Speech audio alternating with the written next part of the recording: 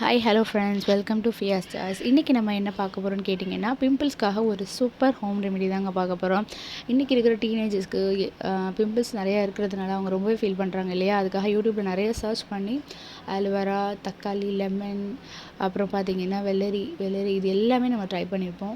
So இது எல்லாமே போட்டாலும் பிம்பிள்ஸ் வந்து குறைஞ்சிரும், பட் திரும்ப வந்துடும். ஸோ நான் சொல்ல போகிற ரெமெடியை நீங்கள் ட்ரை பண்ணிங்க அப்படின்னா கண்டிப்பாக வந்து பிம்பிள்ஸ் திரும்ப வராது. அது மட்டும் இல்லைங்க, உங்கள் ஃபேஸில் இருக்க பிம்பிள்ஸ், அந்த ஸ்கேர்ஸு, பிளாக் ஹெட்ஸு எல்லாமே ரிமூவ் ஆகிடும்.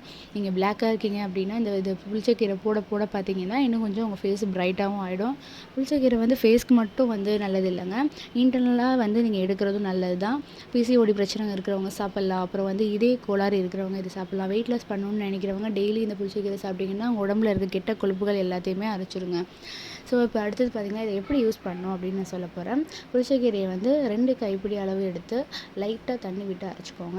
ரொம்ப தண்ணியாக ஆயிடுச்சு அப்படின்னா இது கூட கொஞ்சம் அரிசி மாவு சேர்த்துக்கோங்க, கொஞ்சம் மஞ்சத்தூள் மட்டும் சேர்த்துக்கோங்க. சேர்த்துட்டு இந்த மாதிரி ஃபேஸில் வந்து அப்ளை பண்ணிடுங்க. ஃபேஸ் ஃபுல்லாக, ஃபேஸு, நெக்கு எல்லா ஏரியாவும் ஃபுல்லாக அப்ளை பண்ணி ஒரு 1 hour ட்ரை ஆகிற வரைக்கும் விட்டுருங்க.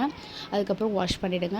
இந்த மாதிரி கண்டினியூவாக நீங்கள் 1 month வந்து இதை ட்ரை பண்ணணும். 1 month ட்ரை பண்ணால் தான் உங்களுக்கு வந்து ரிசல்ட் தெரியும். 1 நாள் 2 நாள் நீங்கள் ட்ரை பண்ணிட்டு பிம்பிள்ஸ் போகலன்னு சொல்லக்கூடாது.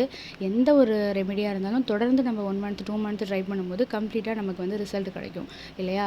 இதை யார் வந்து ட்ரை பண்ணக்கூடாதுன்னு கேட்டிங்கன்னா, அதிகமான சைனஸு, ஆஸ்துமா, சளி அந்த பிரச்சனை இருக்கிறவங்க இதை கண்டிப்பாக ட்ரை பண்ணாதீங்க. ஓகேங்க, இந்த ஹோம் ரெமெடி உங்களுக்கு பிடிச்சிருந்துச்சுன்னா மறக்காமல் என்னோடய சேனல் லைக் பண்ணுங்கள். தேங்க்யூ ஃபார் வாட்சிங்.